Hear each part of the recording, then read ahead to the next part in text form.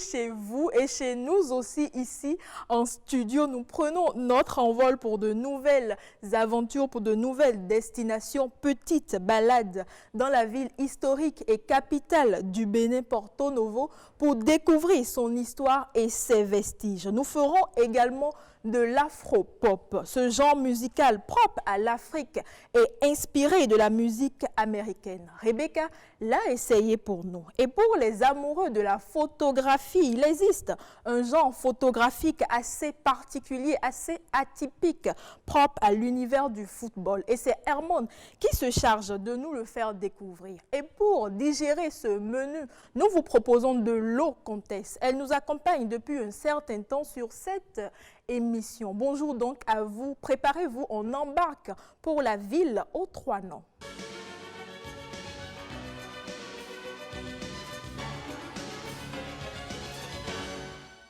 Bruno Soali, bonjour. Bonjour Mylène, bonjour à vous Marcel. Je salue les téléspectateurs. Vous aviez proposé de l'eau comtesse pour digérer le menu.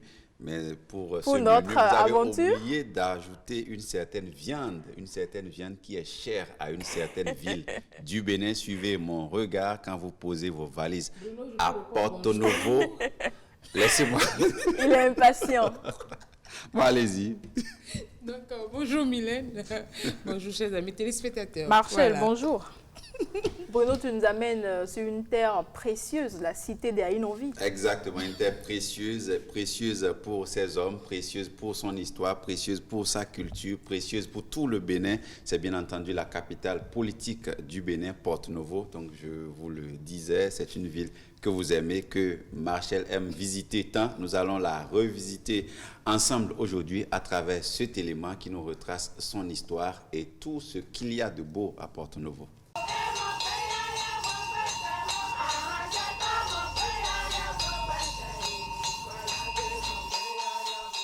Porto Novo, capitale du Bénin, est située dans le sud du pays et est par excellence la ville des ethnies Goum et Yoruba. Il se trouve à 30 km de Cotonou à l'ouest et 12 km de la frontière nigériane à l'est. Il est limité par les communes telles que Akro-Miserete, Avrankou, Semenkodji, Adjara et Agege.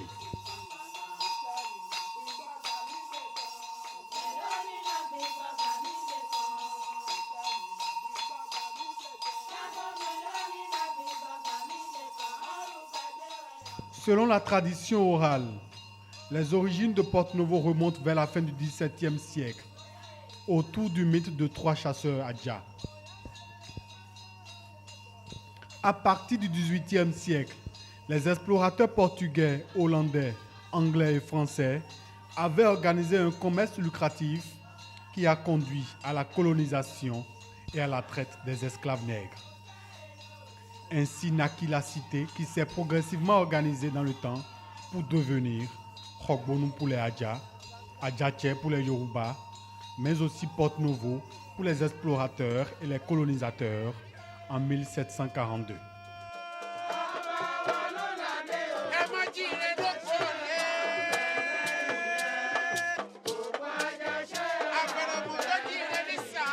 Selon le recensement démographique de 2010, Porto Novo compte plus de 350 000 habitants.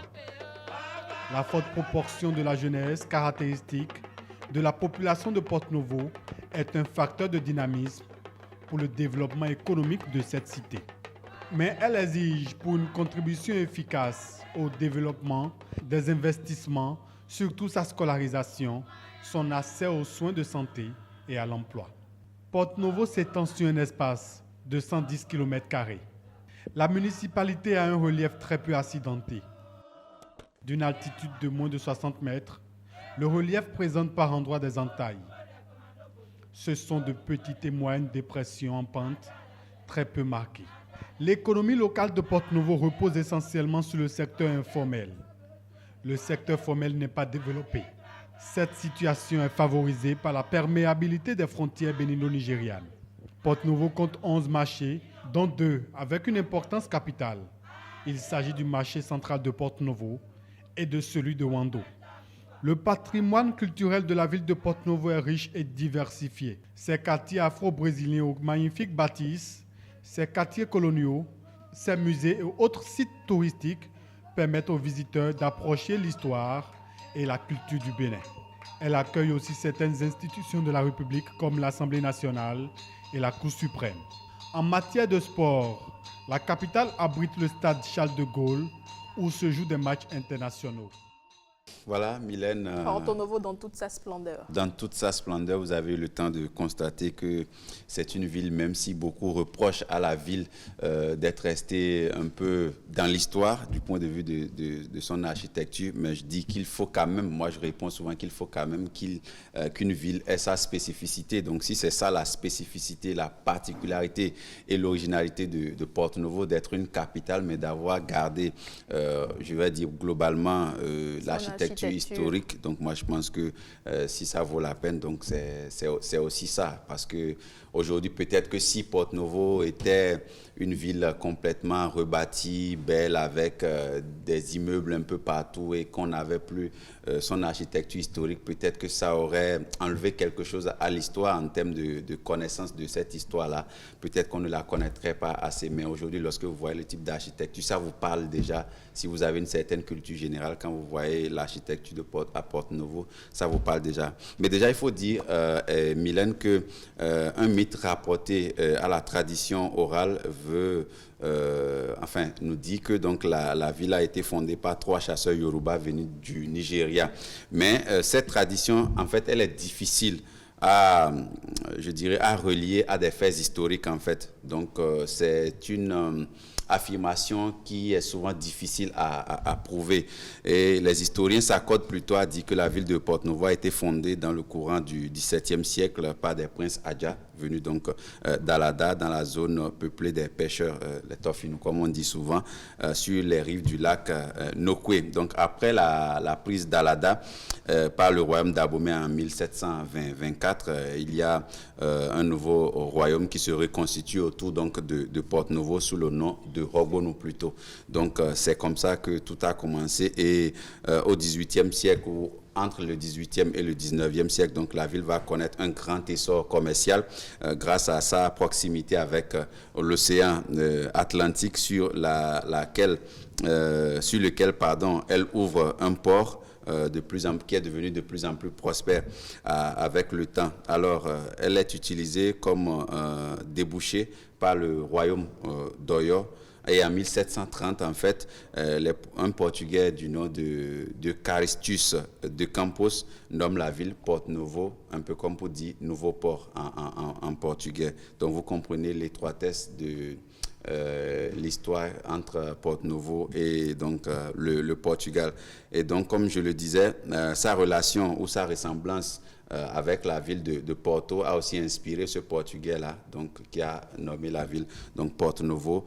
Et les relations entre le Portugal ou l'Europe, on va dire ça globalement comme ça, et la ville de Porto Novo, les relations sont vraiment nombreuses et sont restées très solides dans le temps. Alors, si vous allez à Porto Novo aujourd'hui, je sais que je n'ai plus assez de temps, il y a quand même des endroits que vous pouvez visiter pour vous ressourcer un peu, pour vous remémorer pas mal de choses. Vous pouvez aller au musée ethnographique Alexandre Seno Dande, vous pouvez aussi aller au musée de Romain, vous pouvez aussi aller au musée da Silva, des arts et de la culture afro-brésilienne. Donc, il y a tellement de choses à visiter, et comme vous êtes femme, voilà, je sais que vous aimez le marché, vous aimez les achats, vous aimez les emplettes, vous pouvez aussi vous rendre au marché de Wando, par exemple, ou voilà, un marché qui a carrément, je dirais, une carrure de marché international. Et l'une des particularités de Porto Novo, c'est sa viande de porc, Marcel. Oui, sa viande de porc, malheureusement, moi, je ne consomme pas la viande de porc, mais par contre, j'aime cette variété culturelle qu'on retrouve à Porto Novo, surtout en matière de rythme et danse, le Adjogan, le Bolojo pour les Yoruba, le Zeni, chanté par Anis Pepe. Vous voyez, c'est assez de valeurs culturelles, de danse et beaucoup de sites touristiques. Il y a aussi le jardin botanique que vous avez à Porto Novo, qui regroupe quand même des espèces qu'on ne retrouve plus comme ça dans la nature. Justement, la richesse culturelle, juste pour finir, est vraiment dense à cause du fait que c'est une ville cosmopolite également. Donc, c'est une plaque tournante du commerce de par sa proximité avec le géant de l'Est, le Nigeria. Donc, vous avez des Goun, des Yoruba, des Fon. Tout le monde s'y trouve et tout le monde véritablement se retrouve à Porto-Novo. C'est une grande ville qui est vraiment chargée d'histoire et qui est chère à tout le Bénin. Merci à toi. Alors, on vous fait plaisir ce midi en vous dévoilant quelques codes vestimentaires, même si la mode évolue et que le style vestimentaire a changé au fil du temps. Les basiques sont restés les mêmes et Marshall nous en parle dans Mode.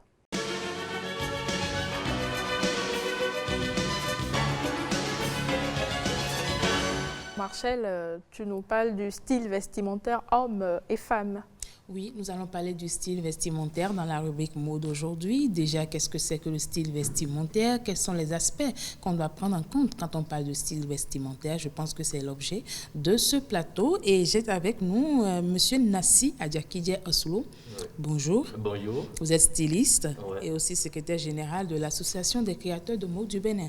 Bien entendu. Donc, vous avez le profil qu'il nous faut pour répondre à quelques questions en matière de style vestimentaire. Je l'espère bien. Déjà, qu'est-ce qu'on appelle style vestimentaire? C'est la manière de se vêtir conformément au goût d'une région et d'une époque aussi. Et j'ajouterai aussi d'un secteur d'activité. Ok, d'accord. Voilà.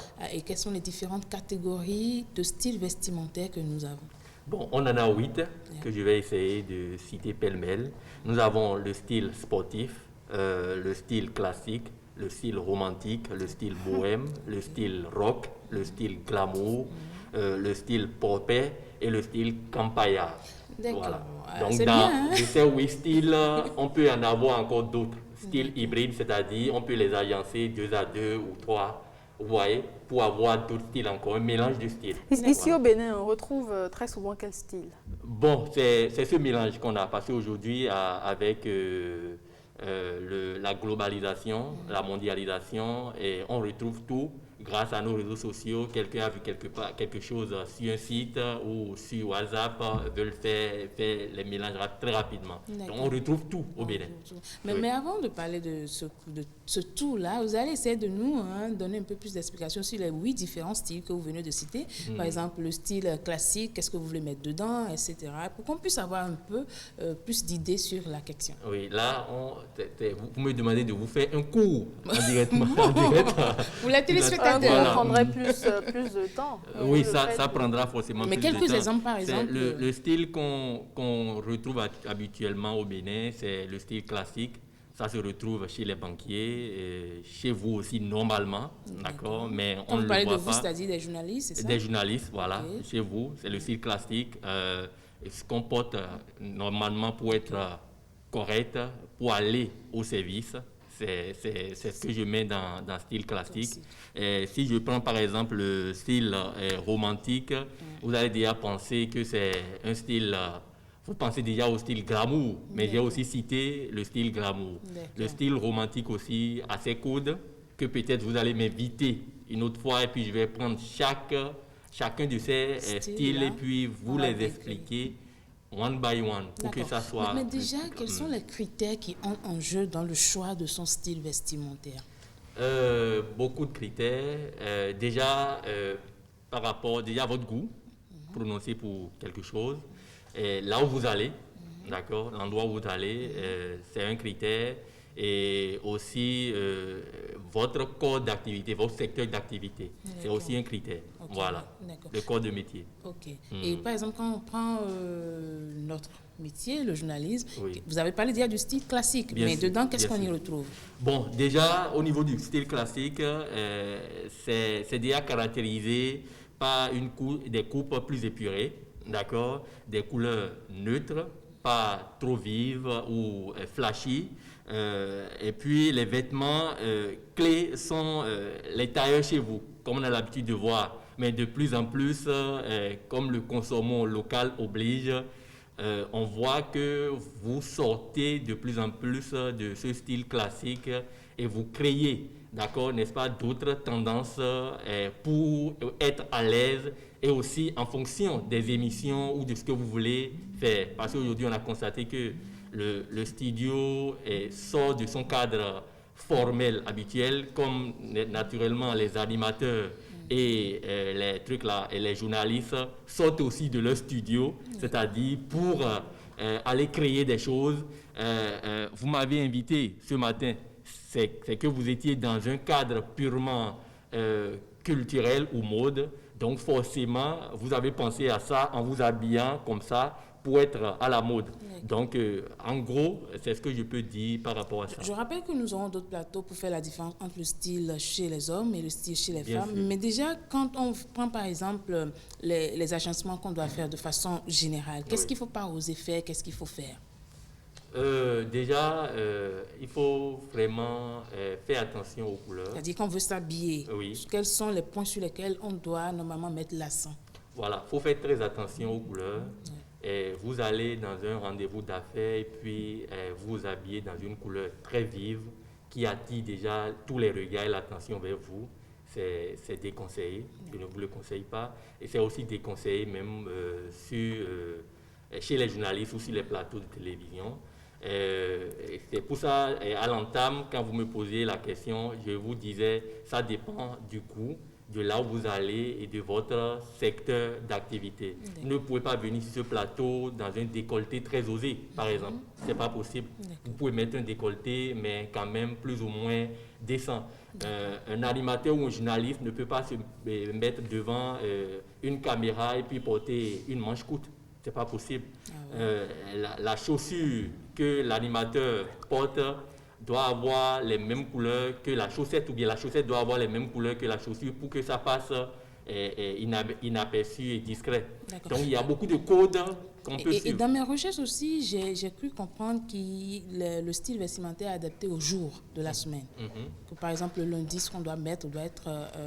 il y a un code vestimentaire pour le lundi, etc. Est-ce vrai Pour aussi? le vendredi. Pour le vendredi, le jeudi. Est-ce vrai? Oui, bon, je ne vais pas dire que c'est vrai ou c'est faux, mais je sais qu'en Afrique maintenant, de plus en plus, il y a une tendance, c'est-à-dire les vendredis, il y a un code dressing, c'est-à-dire on se met dans le tradi, plus ou moins, dans le tradi moderne, mais du lundi au mercredi, tout au moins, on reste dans le style classique. D'accord. Voilà. Alors, pour des conseils pratiques, pour quelqu'un qui veut moins avoir quelques informations sur son style vestimentaire, sur quoi doit-il jouer? Bon, il va simplement cliquer, d'accord, sur Google, d'accord. Non, déjà vous êtes là et tu l'as d'ailleurs dit, Oui, on va on va revenir, on va en revenir. parler, on va parler du style vestimentaire femme et du style vestimentaire homme. Bien sûr, ça c'est vrai, on va faire la nuance entre les deux sexes Voilà. pour voir qu'est-ce qui est bien pour l'homme, qu'est-ce qui est bien pour la femme, Voilà. les couleurs à ne pas choisir ou bien En fonction des endroits où Merci les à endroits toi, et tout ça. Marcel. Oui. Merci à vous. Je vous en prie. Alors, on parle du paludisme qui continue de sévir malgré l'existence des moyens de prévention et même des médicaments. Vous le savez, la lutte contre les maladies endémiques passe aussi par la recherche scientifique et justement, des scientifiques béninois innovent pour lutter contre cette menace majeure. Des investigations concluantes, nous dit Marcel Arrossi.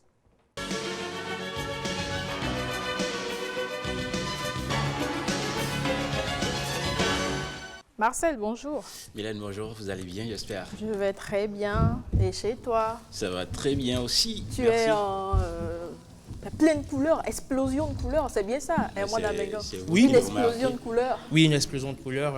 Marcel, tout en couleur. Bonjour Mylène, bonjour Marcel. Bonjour Rayman. Bonjour à toutes, bonjour à tous. Très heureux de vous retrouver sur le rendez-vous de midi. Très heureux, vraiment. Hein? Tu es bienvenu. Oui, je suis bienvenu.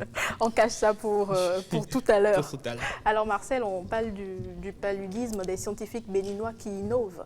Bien sûr, nous sommes tombés sur cette innovation qui date déjà de quelques années maintenant, mais qui attend toujours d'être bien valorisée. Nous allons sur Pluto et revenir pour en parler. Une ambition commune pour les scientifiques béninois. Valoriser les résultats de leurs recherches. Entomologue, le docteur Thierry Alavant a mené durant 4 ans des recherches sur la lutte contre les larves d'anophèles, vecteurs du paludisme. Aujourd'hui, ces recherches ont porté leurs fruits. Elles ont démontré qu'on peut contrer la maladie par la pulvérisation de vers parasitaires dans des zones humides à fort taux de prévalence paludique. Depuis sa publication en mai 2013, cette innovation scientifique n'a point reçu l'accueil escompté au Bénin. Nous sommes en train de former les jeunes. On en a formé un certain nombre et maintenant nous sommes en train de rechercher les moyens financiers pour pouvoir les déployer dans les 77 communes du Bénin. Selon le ministère de l'Enseignement supérieur et de la Recherche scientifique et technologique, une dizaine de solutions innovantes sont mises au point chaque année par les chercheurs béninois en vue de contribuer au développement de toute une nation. Mais le constat est que ces découvertes passent souvent inaperçues. On parle de transfert de technologie. Lorsque les technologies sont transférées, il faut les adapter au contexte d'utilisation. Comment est-ce que le scientifique peut accompagner réellement l'absorption de ce qui existe. Mais surtout et surtout, comment créer tout au moins de nouveaux outils pour répondre aux problèmes locaux. Malgré ce tableau peu flatteur du milieu scientifique béninois, il y a matière à rester optimiste. La récente création de l'Agence béninoise de valorisation des résultats de recherche et de l'innovation technologique ouvre désormais de larges perspectives. Les chercheurs béninois mènent une nouvelle bataille, celle de la mise en place d'un fonds national pour la recherche scientifique. Alors Marcel, mettre en place un fonds national pour la recherche scientifique au Bénin. Et ce sera beaucoup intéressant et très utile. Aujourd'hui, vous n'ignorez pas le nombre infini de résultats de recherche à l'actif de nos universités et instituts et encore de nos chercheurs notamment. Et quand on en vient à l'innovation elle-même?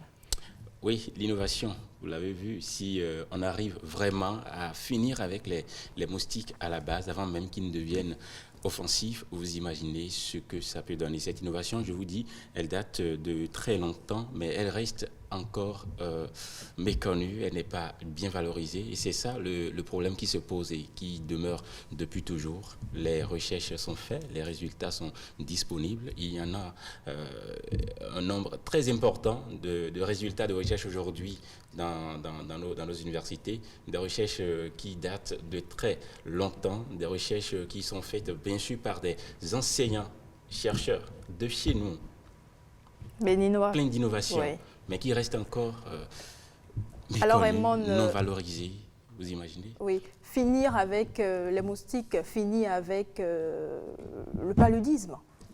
Oui, vous savez, le paludisme, ça constitue l'une des premières maladies mortelles en Afrique et dans le monde, parce que quand on parle du paludisme, ce n'est pas qu'en Afrique. C'est vrai qu'en Europe, ça n'existe pas vraiment, mais c'est beaucoup plus présent en Afrique. Et donc, il faut pouvoir trouver des solutions innovantes, parce que les solutions que nous avons là, c'est encore classique. C'est dormir sous moustiquaire imprégné à longue durée d'action. On paresse la plupart du temps aussi, oui, même quand c'est important. On paresse la plupart du temps aussi. C'est vrai que pour le moment, on n'a pas encore de vaccin pour lutter contre le paludisme et ça doit être le challenge du continent africain. Alors que c'est ce qui fait plus mal ici chez nous, sous nos cieux. Oui, c'est une maladie, on va dire, tropicale, c'est une maladie sous-tropicale, donc ça atteint plus les pays sous-tropicaux, donc les pays africains. Et je l'ai rappelé à l'entame de mes propos, c'est l'une des maladies les plus mortelles, donc c'est l'une des maladies qui ravage le plus de personnes, surtout les bébés, les enfants, les enfants de 0 à 5 ans. Les personnes âgées aussi. Les personnes âgées aussi, parce que lorsque vous avez un système immunitaire qui n'est pas très développé, qui n'a pas encore d'anticorps beaucoup d'anticorps pour pouvoir opérer une riposte déjà naturelle contre les larves de moustiques. C'est un peu difficile et banalement, vous pouvez passer de vie à trépas. Bien sûr, et même pour le moment, nous nous contentons, bien sûr, en termes de prévention, de l'approche la plus efficace qui consiste aujourd'hui à utiliser les mesures de protection individuelle, comme porter des vêtements amples de couleur pâle, de préférence. Pas le noir, c'est ça? Utiliser le noir, oui. Oui, pâle, oui, de couleur pâle. Pas comme utiliser toi, des répulsifs. Ceci, c'est déjà bien.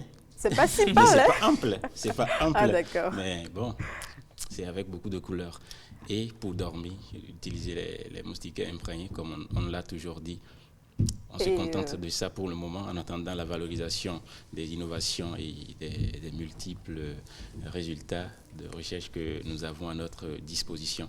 En attendant, on croise surtout les doigts. Absolument. Alors Raymond, tu es déjà avec nous. Tu nous proposes quelque chose d'assez particulier aujourd'hui. Oui, on va le dire. On va dire ainsi. Alors les bruits incessants de flash au sport et au foot en particulier montrent à quel point il est difficile de figer sur une bande des moments inoubliables. Au-delà d'un métier, c'est un art. Nous donnons aujourd'hui la parole à un acteur de la profession pour décoder le langage des flashs et des zooms manipulés au millimètre près. C'est dans Art Déco.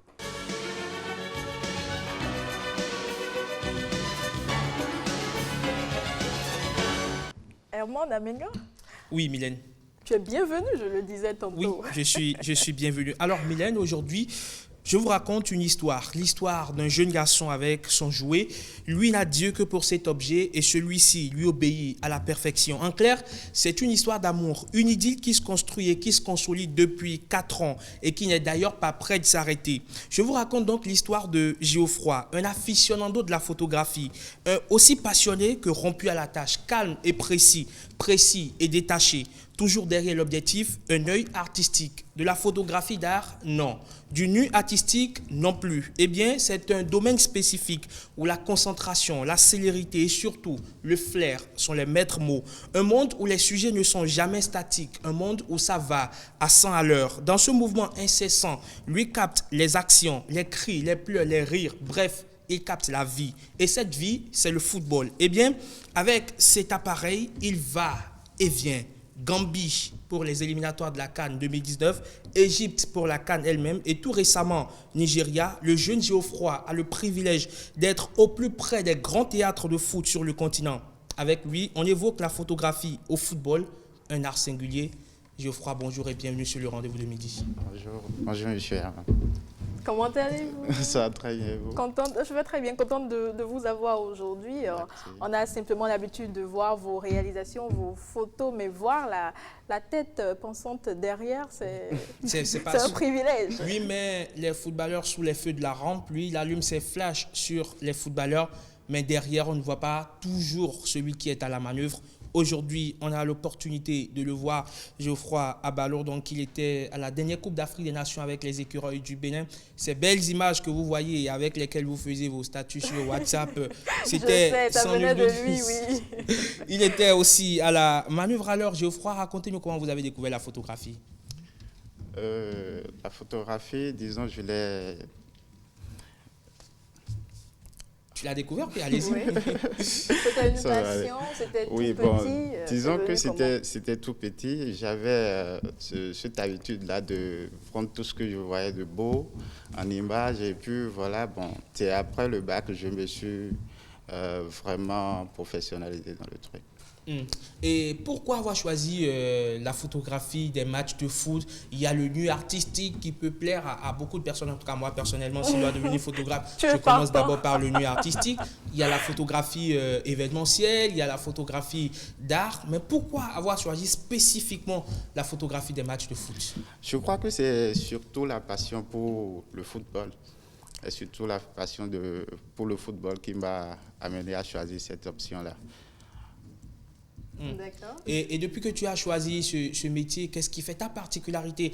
Parce qu'autant il y a des photographes événementiels, autant il y a beaucoup de photographes des matchs de foot. Et qu'est-ce qui peut faire la particularité d'un photographe A et un photographe B? Comme dans tous les domaines de la photographie, il faut beaucoup de concentration.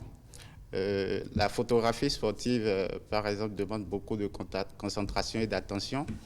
Ouais, donc c'est un peu ça. C'est un peu ça. Alors, à quel moment on sent le coup? C'est-à-dire, à quel moment on a le flair? Quand on se dit, bon, voilà, cette action, ça peut s'acheminer par un but ou... à quel moment on sent le coup lorsqu'on est derrière? Parce que oui, il faut le rappeler, les photographes au football, on va dire, ont le privilège de rester derrière les buts. Ils ne sont pas dans les gradins comme nous, les reporters, pas dans les gradins, pas dans la zone de presse comme les reporters sportifs, ni dans les gradins comme les spectateurs. Eux, ils sont beaucoup plus, on va dire, derrière, plus proches du terrain, plus proches de la scène. Je vais commencer par raconter une petite histoire. Oui. J'ai surtout découvert mon domaine en Égypte. Ouais, j'étais là-dedans en Égypte. Je crois que c'était au moment où je devrais couvrir les matchs de mon propre pays que j'avais cette sensation-là de...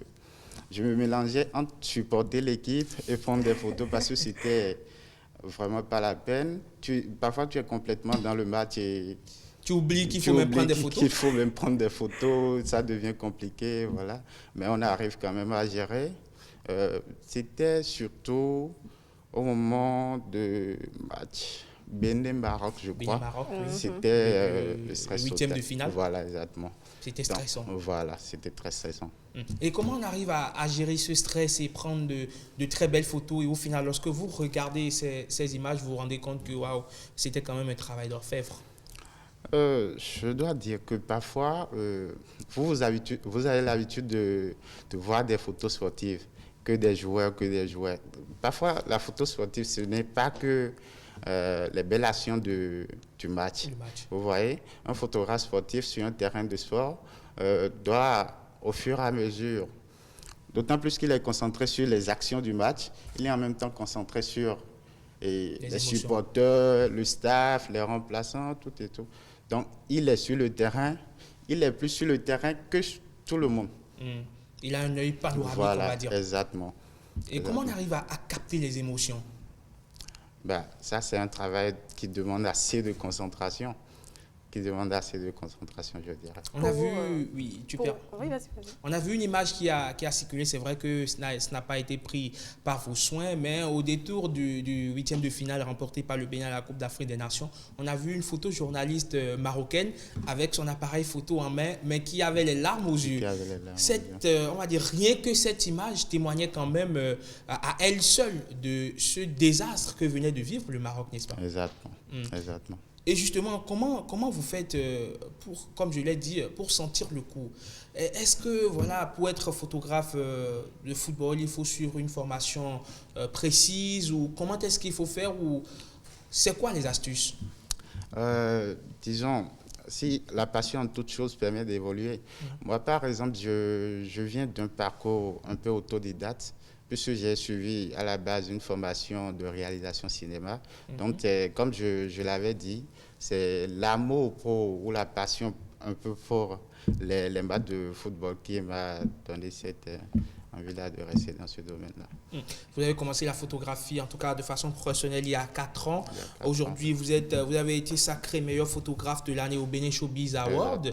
Vous avez été meilleur photographe événementiel au Festiflash en 2019. Quand on est jeune et qu'on a, on va dire quoi, on commence par accumuler tout ce succès, on enchaîne les voyages avec les écureuils parce que vous avez le privilège d'être au plus près de la sélection nationale des écureuils du Bénin.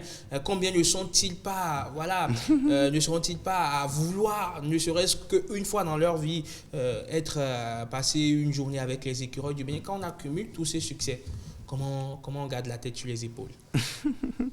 On est là, on vit comme d'habitude. Ouais, on vit comme d'habitude. Voilà, c'est un peu ça, quoi. Et c'est quoi le rêve aujourd'hui? C'est toucher les sommets, c'est quoi? Ouais, c'est de devenir incontournable comme comme tout le monde. Si quelqu'un prend un métier, il le fait, c'est de rester à la tête de ce métier-là. N'est-ce pas? Il faut forcément évoluer. Aller au sommet, voilà. Oui. Je vous le merci. Je vous en prie. Mais avant de finir... Je garde l'appareil. Non. Ne serait-ce que pour quelques minutes. Pour quelques minutes. Allez, on va faire quoi? On va faire ça. J'espère que je garde très bien l'appareil. Oui, très bien. C'est bien cela, n'est-ce pas? Exactement. Allez, pour une fois, je suis derrière l'objectif. Merci à toi, Edmond.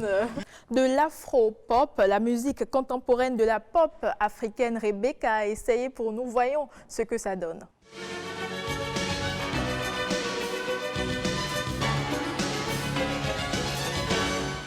Hip-hop, afro-pop, kizomba, salsa, la danse moderne est tout aussi variée que la danse traditionnelle.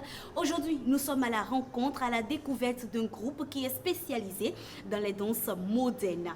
Et oui, mesdames et messieurs, bonjour et bienvenue dans votre rubrique J'ai testé pour vous. Alors oui, vous connaissez le rituel de cette rubrique. Nous allons tester, nous allons en savoir un peu plus sur les danses modernes, mais aussi nous allons tester, nous allons pratiquer la danse pour vous. On y va. Bonjour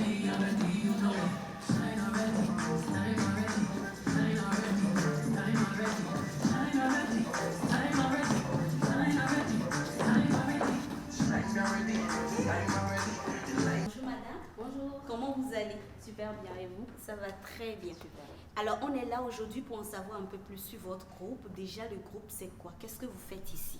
Alors merci. Déjà je suis Alicia Akereburu. Je suis la responsable du club AMD, African Modern Dance. Et en fait, AMD, c'est un club de danse. Nous avons 3 volets, la formation, les prestations et les coachings. Est-ce qu'il y a une différence entre toutes ces danses-là, hip-hop, afro-pop, salsa? Est-ce qu'il y a une différence? Je dirais qu'il y a une similitude et des différences. Déjà, si on veut prendre la danse moderne et la danse traditionnelle, la danse moderne, c'est vraiment tout ce qui est créatif, tout ce qui laisse le choix de variété, de pas, de mouvements et tout. Alors que la danse traditionnelle puise dans les ressources traditionnelles, dans les pratiques, les rituels. Et vous allez remarquer qu'il y a des régions données qui ont des danses spécifiques.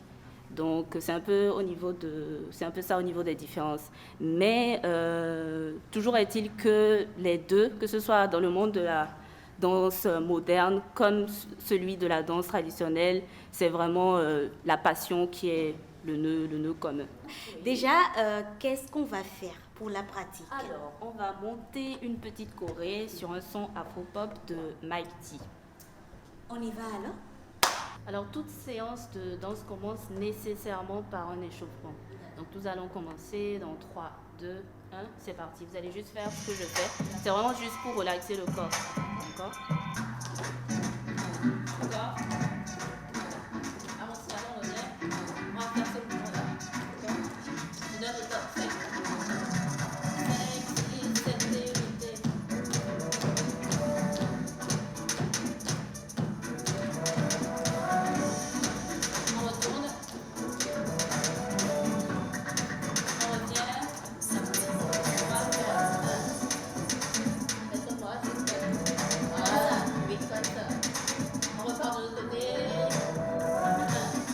Je vais vous faire écouter le son parce que c'est vraiment super important de savoir ce sur quoi on veut danser. Donc je vais vous laisser 2 secondes pour écouter le son. Vous allez me dire un peu le thème du son, de quoi ça parle, ce que ça vous inspire et ensuite je vais vous montrer les pas. Son.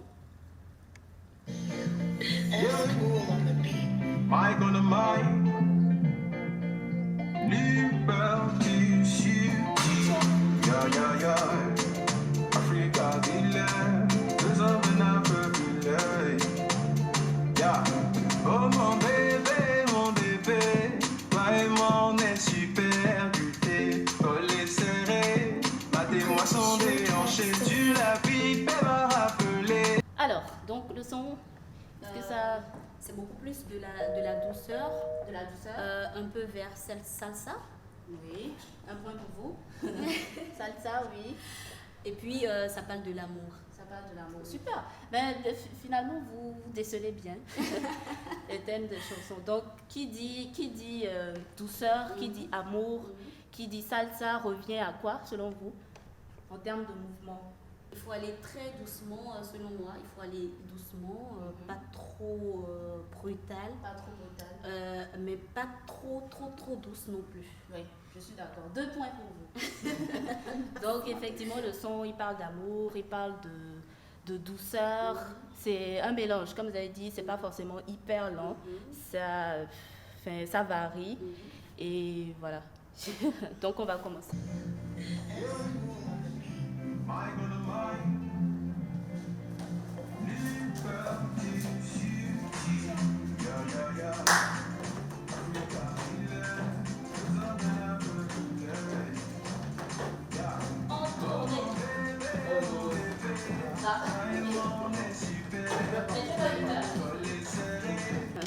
2, 3, 4, super. D'accord, on peut y aller sur la musique, voir ce que ça donne. Ce que ça donne. Ok, allons-y, déhanché.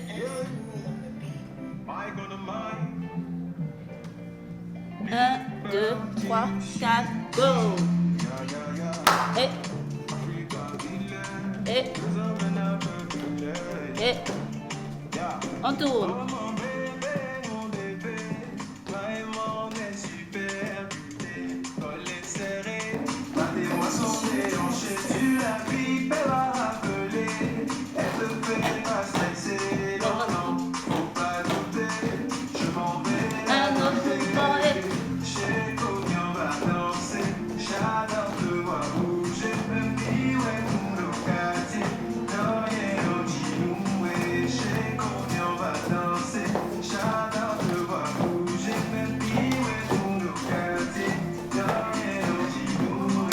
Eh bien voilà, j'espère que vous avez pris note. C'était de l'afro-pop. Merci d'avoir été des nôtres.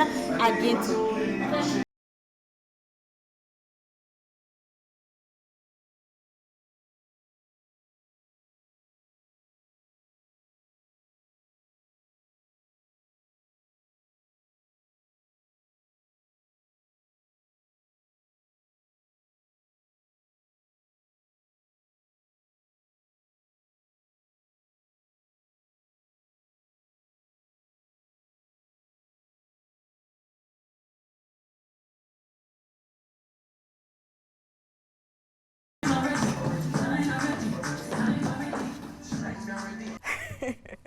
Herman, je te laisse la charge de noter Rebecca.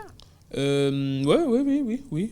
Je vais lui donner combien? Bon, pour l'enseignant généreux que je suis, je lui donne 8,5 sur 10. 8,5 sur 10. Élève qui apprend bien, qui apprend vite surtout. Et vite. Et vous nous avez rejoint, monsieur Claude Balogun. Bonjour. Bonjour, madame. Comment allez-vous? Je vais bien, et vous? Je vais très bien. Oui. Alors, l'afro-pop, vous vous y retrouvez un peu? Ah oui, ne me vieillissez pas, madame. Vous savez, le breakdance, le smurf, tout ça là est de mon temps. Ah oui. Et puis, lorsque nous parlons de la combinaison du traditionnel et de la musique jeune, urbaine, ça donne effectivement la danse urbaine. Ok. Et puis, c'est avec plaisir que j'ai suivi évidemment cette dame qui apprenait, qui testait pour nous. Et surtout, ce qui m'a impressionné, c'est la salle. Parce qu'il n'y a pas beaucoup de salles de danse au Bénin. Déjà, la salle, je ne connais pas où c'est, je ne connais pas ce que c'est. Et puis, elle a laissé la professionnelle nous montrer un peu quelque part et tout. Ça sera pas, mais j'aurais bien aimé la voir danser. Le breakdance, oui, c'est un peu plus compliqué, avec le freestyle, je pense. tout ça. Et Herman, c'est mort pour ceux qui ne savent pas du tout danser. Là, c'est... Pour ceux qui ne savent pas danser, bon, c'est mieux d'aller faire autre chose plutôt que d'aller vouloir chercher à apprendre du breakdance. Parce que ça demande de la souplesse, ça demande de la créativité. Et ça maintient aussi. Et ça maintient aussi, c'est du sport, hein, c'est du sport, le breakdance. Je connais un groupe qui excelle dans ça, je leur fais un coucou d'ailleurs, les Beworkers, donc voilà, les Beworkers. L'afro-pop aussi, ce n'est pas rien, c'est quand même quelque chose. On remercie Rebecca Kendrandé. Qui a testé pour nous. Qui a testé pour nous. Alors, on installe comme il se doit l'invité du jour, Monsieur Comtesse.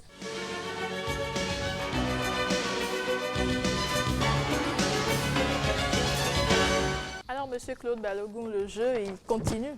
Bien sûr, le jeu il continue et il se termine très très rapidement. Ça va se terminer le 30, c'est-à-dire le dimanche prochain.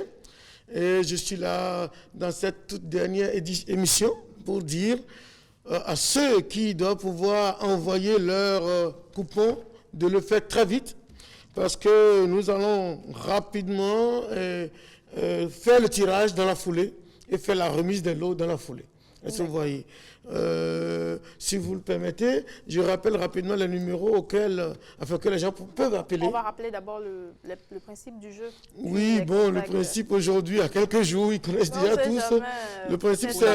peut-être pour la première fois. Voilà. Oui. Le principe, c'est qu'il y a deux produits qui sont dans le jeu. Il y a d'abord l'eau minérale eau de Comtesse de 1 litre 25 qui coûte simplement 350 francs et le pack à 1500 francs, pack de 6. Et il y a l'eau citron sans sucre qui coûte 500 francs l'unité, le pack à 2000 francs. Dès que vous achetez, vous enlevez l'emballage, vous retournez l'emballage, vous écrivez votre nom et votre numéro de téléphone.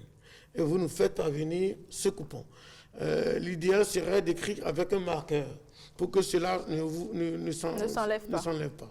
Alors donc, lorsque vous le faites, nous allons procéder à un tirage ici, à la télévision nationale, pour offrir une trentaine de lots, dont 10 lots importants. C'est-à-dire, il y a une moto qui constitue le lot le plus important. Vous prenez de l'eau à 500 francs ou à 350 francs et vous gagnez une moto. Ensuite, nous avons un poste télé écran plasma. C'est la même chose. Ensuite, nous allons offrir un ordinateur portable. Nous avons des smartphones. Et nous avons également une tablette. Oui. Voilà.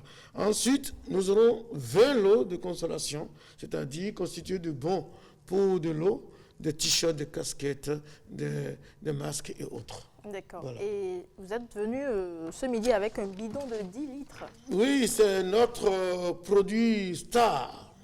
Notre produit star, parce que Comtesse, nous avons décidé de démocratiser l'eau.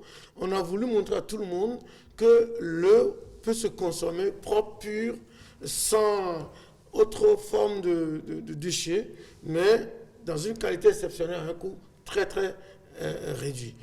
C'est 10 litres d'eau dont tout le monde a besoin et ça coûte que 1250 francs. 1250 francs. 1250 francs les 10 litres. Avec l'emballage. Ça veut dire quoi? C'est de l'eau minérale. C'est de l'eau minérale. De l'eau minérale, c'est de l'eau souterraine. De l'eau de source. Voilà. Alors, ce bidon, tout le monde peut se l'acheter. Au marché, les gens peuvent s'entendre pour s'acheter un bidon. Et les maçons sur les chantiers peuvent s'entendre pour acheter ceci plutôt que de prendre de l'eau de puits, histoire de vraiment consommer. Et après, le bidon vous appartient, vous en faites ce que vous voulez. Voilà. Nous avons fait une étude sérieuse. Nous sommes rendus compte que la prochaine guerre sera la guerre de l'eau. Donc, la disponibilité de l'eau minérale, de l'eau de qualité pour la bonne santé de la population est le challenge prochain, véritablement, de Comtesse, qui produisent du yaourt depuis des années. On s'est dit, on va le faire. Mais comment faire de l'eau et mettre ça à la disposition de la population très cher, c'est pas bien. Donc, nous avons étudié et nous mettons l'eau à la disposition du consommateur à 1250 francs. Même ceux qui voudront revendre cela ont leur marge assez intéressante là-dessus. Et l'eau est disponible sur toute l'étendue du territoire national, du sud jusqu'au nord. Et c'est ainsi que, si vous le permettez, je vous ai raté carrément la parole. Alors, donc je dis, lorsque vous êtes dans la zone de commun et vous avez votre coupon, où vous avez acheté de l'eau, ou revendre de l'eau, vous allez appeler le 67 67 50 24. 67 67 50 24 dans la zone de commun. À Porto Novo, c'est 67 67 50 30. Porto Novo, 67 67 50 30. Paracou, 67 67 50 31. 67 67 50 31 à Paracou.